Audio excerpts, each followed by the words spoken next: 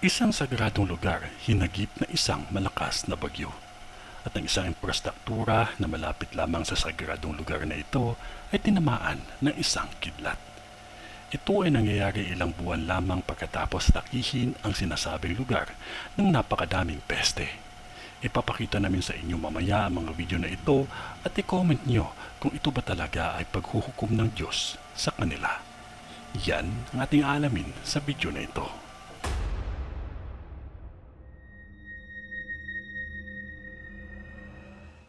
Ang tinutukoy namin sa video ay ang Mecca. Ang Mecca ay matatagpuan sa bansang Saudi Arabia na malapit lamang sa Red Sea. Ito ang pinakasagradong syudad ng mga Muslim. Dito kasi ipinanganak at nagtatag ng Islam na si Muhammad. Dito din sila nagdarasal 5 beses sa isang araw. Ang lahat ng mga Muslim ay ina-attempt na makarating sa lugar na ito kahit 1 beses lamang para makadalo sa isang pilgrimage. At dahil sagrado ito sa kanila, mga Muslim lamang ang pinapahintulutan na pumasok sa syudad na ito. Pero sa nakalipas na mga taon, ang syudad na ito ay para bagang tinatamaan parati ng mga dilubyo. Kaya mapapaisip ka talaga kung bakit ito nangyayari. Maaari na isa sa mga dahilan ay ang kanilang tahasang pagtanggi na kilalanin si Jesus na anak ng Diyos. At ang pangalawa ay ang pagbaliktad nila sa mga salita ng langit. Makikita kasi sa kanilang banal na aklat na Quran na sabihin mo, ang papuri ay ukol kay Allah na hindi gumawa ng anak. Hindi siya nagkaroon ng katambal sa paghahari niya at hindi siya nagkaroon ng katangkilik dahil sa kaabahan. Dumakila ka sa kanya ng lubos na pagdadakila. Pati na din sa Quran 19:35 na hindi nangyaring ukol kay Allah na gumawa siya ng anumang anak, kaluhalatian sa kanya. Kapag nagtadhana siya ng isang bagay, ay nagsasabi lamang siya rito na mangyayari, tsaka mangyayari ito. Itong mga salita na ito ay nangangahulugan lamang na pagsasalungat sa kung ano ang nakasulat sa Biblia.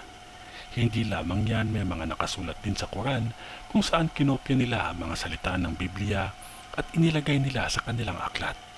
Katulad na lamang ng Quran 63:64 na kahalintulad na nakasulat sa 1 Corinthians chapter 3 verse 7 tungkol sa pagtanim ng mga buto sa lupa na Diyos ang nagpapatubo. Pati na din ang Quran 2:224 na kahalintulad ng Exodus chapter 20 verse 7 na tungkol sa di dapat pagbanggit ng ibang Diyos maliban lamang sa ating Diyos. Pati na din ang Quran 3:39 ay kinopya daw ang Luke chapter 1 verse 11 to 13. Pati nga ang pag-atake ng mga peste ay nakasulat din sa kanilang aklat. Kung alam lang sana ito ni Muhammad na mangyayari ang mga pag-atake na ito, hindi na sana niya ito isasama. Sa katunayan, noong 2019 ay inatake ang pinakasagradong lugar ng mga balang. Makikita natin ang pagkumpol-kumpol ng mga balang na ito sa kanilang lugar. Pati na din ang pag-atake ng mga balang ilang buwan lamang ang nakakaraan sa panahon pa talaga ng Ramadan. Alam naman po natin na ang mga peste at mga malalakas na dilubyo ay mga signos na ginagamit ng Panginoon para parusahan ang mga tao sa Old Testament. Kitang-kita sa video ang paghagupit ng malalakas na hangin sa kanilang sagradong lugar na halos lumipad na ang mga taong nahagip ng hangin.